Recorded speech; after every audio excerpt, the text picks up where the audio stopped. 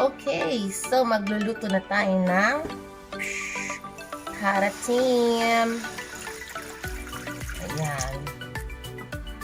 So, meron na tayong pre-boiled pata. And then, medyo ni-roast ko na siya ng konti. Ayan, look. Medyo roasted na siya sa oven. Diba? Napalambot ko na yan ng konti. And then, na-roast ko na siya sa oven. Ngayon, pakukuluin natin siya sa very low fire with everything. So, we have water. And then, we'll put some soy sauce. Okay, bahala na. Wala nang takal-takal. And then, halo-halo na to. Paksiw na pata na patatim. So, we'll put maybe star anise. Yan. I think super malasa yan. Just because I have, lagyan natin ng cinnamon. And then, lagyan natin ng bay leaves, dry bay leaves, 2 pieces. And then, lagyan natin ng peppercorns. Okay. Ayan. Then, we will just cover it. Okay, we'll cover it. And put it on a very, very low fire. Balikan natin siya after 2 days. Okay, so parang 30 minutes na po siyang kumukulo. Yan. At tutuyuan natin siya actually. Parang matutuyuan na siya. So, at this point, kailangan actually, dadalagyan na natin siya ng asukal. Pero, at this time, hindi ko siya lalagyan ng asukal. Kasi, meron akong pinapakulong hamon. So, instead of sugar, I'm gonna put, tadan! Pineapple juice. Okay. And then, try natin later kung tama na yung sweetness niya.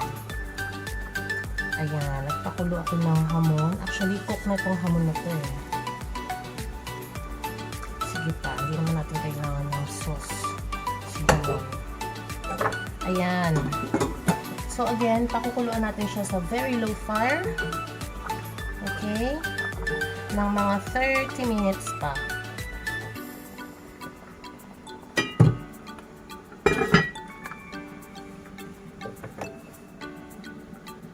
Okay, so nalagyan ko na po siya ng sesame oil. And very strong po yung ano nito. Siguro 1.5 kutsara nilagay ko. Ayan na siya. Ayan na siya. Actually, mukhang malambot na siya. So, at this point, we're gonna put our shiitake mushrooms. Nagpakahirap po akong gawin siya ng cross-cross na ganyan. Yan, shiitake. Ang cute, diba? Dapat ganon. Yan. Yun, no? Cute. Pahirapan. Yan, pinahirapan ko yung sarili ko talaga. Yan. Yan, lagay na natin lahat. Siyempre, lalagyan natin yung maliliit. Yung pinagtabasan. Ayan. So, hayaan natin kumulo ng kumulo with the shiitake mushrooms and olive oil. Okay. Super malasang malasa siya.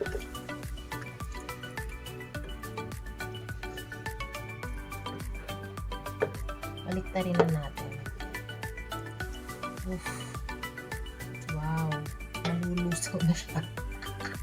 Super lambot na ng ating Patatim. Okay, mga 15 minutes lang, and then that's it.